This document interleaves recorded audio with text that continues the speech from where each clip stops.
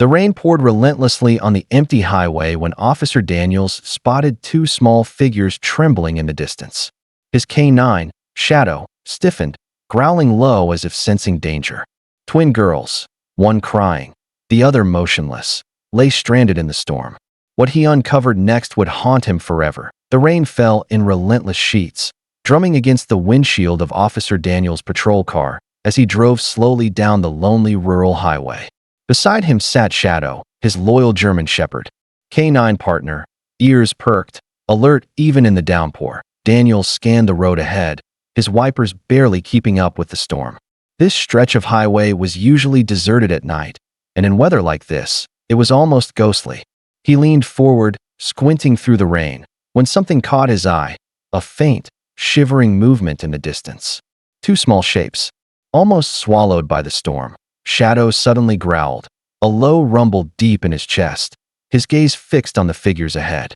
Daniel slowed the car, heart pounding.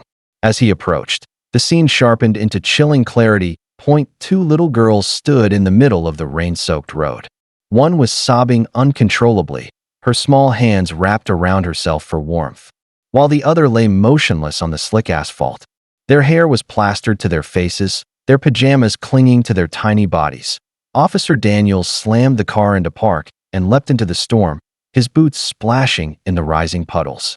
The cold rain soaked him instantly, but his focus was locked on the tiny figures before him. Shadow bounded out beside him, barking sharply, as if warning the world that danger had arrived. The twin, though barely 6, stood frozen, trembling from head to toe, her pink backpack sagging with rainwater. Her tear-streaked face twisted, in fear as she clutched her own arms. "Help, please," she stammered, her voice thin and broken against the roar of the storm. Daniels knelt beside the second girl, lying limp on the asphalt. Her skin was pale, lips tinged blue, and her soaked pajamas clung to her fragile body. He pressed 2 fingers gently to her neck. A faint pulse, weak, but there. Relief washed over him, though fear clawed at his chest. Shadow paced around them, sniffing the air and circling, every muscle tense. His instincts screamed that this was more than a simple rescue. Daniels scooped the unconscious child into his arms, shielding her from the rain. The standing twin reached out, clinging to his sleeve. Her wide, terrified eyes silently begged for answers he didn't yet have. Daniels rushed toward his patrol car, cradling the unconscious girl against his chest. He opened the back door and gently laid the little girl on the seat, covering her with his jacket. Shadow jumped in beside her, his warm body pressing close, as if offering comfort and protection. The other twin climbed in slowly, still shivering, her soaked hair clinging to her cheeks. Daniels crouched beside her, trying to keep his voice steady. "Sweetheart, what happened? Where are your parents?" She hiccuped through her sobs, hugging her knees. I don't know. We were walking. And then, she fell. She wouldn't wake up." Daniel's heart ached. The girl couldn't have been more than 6 years old, forced to face terror alone in the storm. He glanced at Shadow, who was now sniffing the wet air, ears twitching. A low growl rumbled in his throat, a warning Daniels had learned never to ignore. But he closed the car door, shielding the girls from the wind, and turned toward the tree line. Shadow barked once, sharp and urgent. Daniel's stomach tightened. Whatever had happened to these girls? It wasn't over yet. Daniels gripped his flashlight and scanned the dark, rain-soaked trees. Every shadow seemed alive, twisting in the storm's fury. His instincts screamed that someone, or something, was out there. He unclipped Shadow's leash, trusting the K9's training more than his own eyes. "Find," he commanded firmly. Shadow leapt into action, darting across the slick asphalt toward the tree line, his nose to the ground. Daniels followed cautiously, boots sinking into the muddy shoulder of the road. The rain was deafening, masking subtle sounds, but he caught fleeting movements, branches swaying unnaturally, leaves crunching beneath careful steps. Then he heard it, a faint cry, distant and eerie, half swallowed by the storm.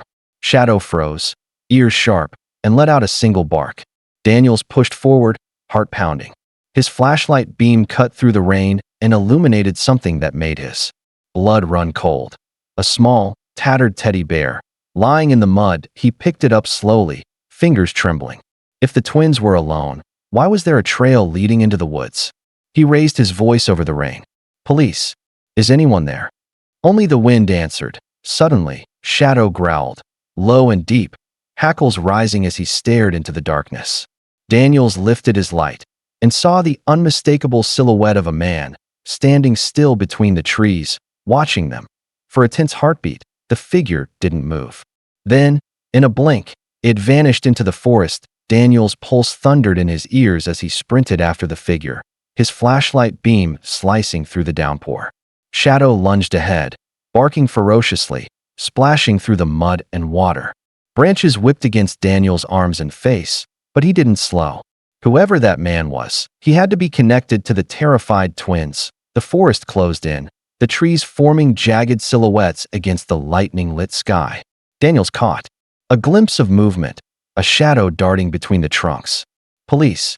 Stop, he yelled, his voice swallowed by the storm. Shadow suddenly veered left, teeth bared, and stopped at the mouth of a small clearing. Daniels burst in seconds later and froze. The figure was gone, but the clearing told a darker story. A makeshift campsite sat abandoned, a damp blanket, a half-empty water bottle, and muddy footprints leading in every direction.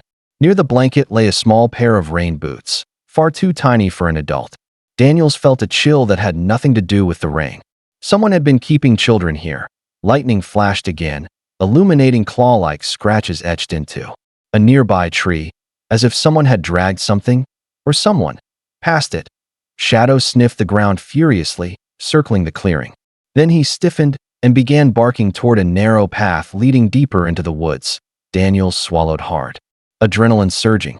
He had a choice: call for backup now or follow the trail and risk discovering something he could never unsee. Daniels took a steadying breath and followed Shadow down the narrow, twisting path. The forest canopy blocked most of the storm, but raindrops still dripped from the branches, cold and steady. Every step squelched in the mud, echoing unnaturally loud in the otherwise eerie silence. Shadow suddenly froze, tail rigid, head low to the ground. A low growl rolled from his chest. Daniels lifted his flashlight, its beam landing on something that made his stomach knot. A small, rain-soaked jacket snagged on a branch, the same size as the twins that he crouched, carefully pulling it free, his hands trembling. "Dear God," he muttered under his breath. Then, from ahead, came a sound that made his blood run cold. It was faint, but unmistakable, a whimper, high-pitched and full of fear. Shadow barked sharply and charged forward. Daniel sprinted after him, heart racing. They broke through a thicket, and his light revealed the source, a shallow pit, half covered with branches and leaves. Inside, soaked and shivering, lay a pile of small blankets and a stuffed bunny. Beside it, muddy footprints circled ominously, adult-sized and fresh. Daniel's breath hitched. Whoever had been out here wasn't gone for long, Shadow barked. Again, louder this time, as if warning that the real horror was just beginning. Daniel's heart pounded as he scanned the dark forest around the pit. The wind roared, and rain dripped off his helmet, but all he could hear was his own pulse, and the distant crunch of footsteps returning. Shadow bristled, his growl low and lethal, eyes locked on the shadows between the trees. A figure emerged, slow and deliberate. The same man he had glimpsed earlier stepped into the beam of the flashlight, soaked, disheveled, and glaring with wild, sunken eyes. He held nothing in his hands, but the malice in his stare was unmistakable.